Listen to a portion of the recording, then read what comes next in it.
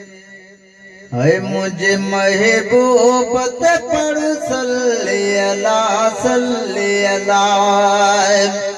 है मुझे महबूब ते पढ़ सल्ले अला सल्ले अला।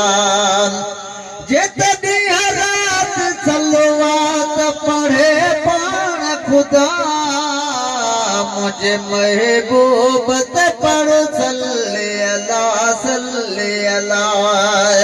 मुझे महबूब ते पढ़ सल्ले अला सल्ले अला। मुझे महबूब जो नूर दुनिया का अग में पर थी आखिर नबी आयो आए जग में। मुझे महबूब जो नूर दुनिया का अग में पर थी आखिर नबी आयो आए जग में। आयो आखिर में मगर साए थियो नूर हुदा। मुझे महबूब ते पढ़ सल्ले अला सल्ले अला। मुझे महबूब ते पढ़ सल्ले अला सल्ले अला। जितनी रात सलवात पढ़े पान खुदा मुझे महबूब ते पढ़ सल्ले अला सल्ले अला। मूसा बेशक कोई मना थो दोस्त खुदा जो आहे। खुदा यर्शन ते मोहम्मद के आणायो आहे। मूसा बेशक कोई मना थो दोस्त खुदा जो आहे। खुदा यर्शन ते मोहम्मद के आणायो आहे। जितन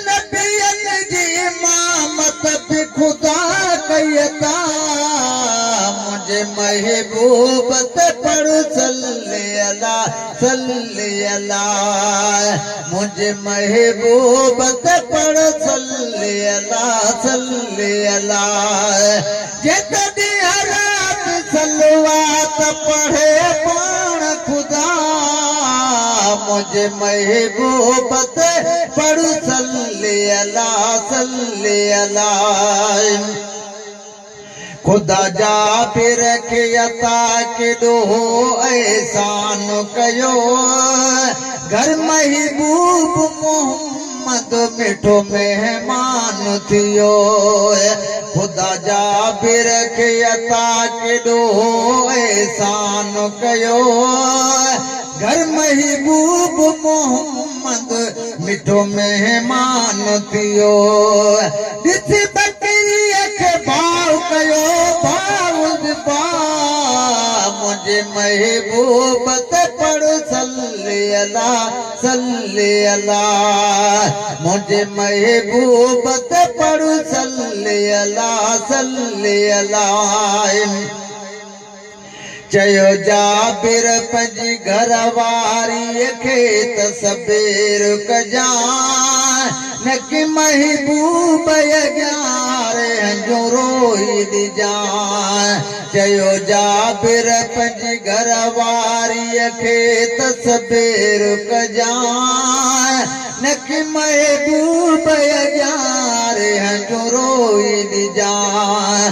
ॼाणे राज़ दिलि जाहू कंदो पाण शफ़ा मुझे महबूब ते पढ़ सल्ले अला सल्ले अला।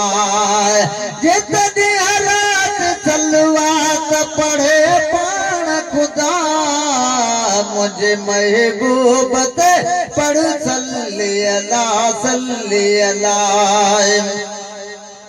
आए हर दम ख्याल ईंदो मां बि मदीने वञा।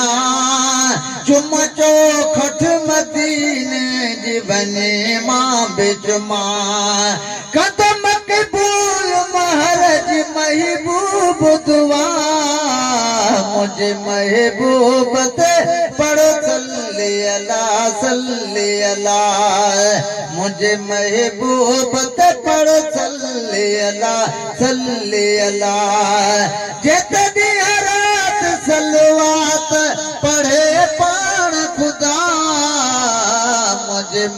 महबूब ते पढ़ सल्ले अला सल्ले अला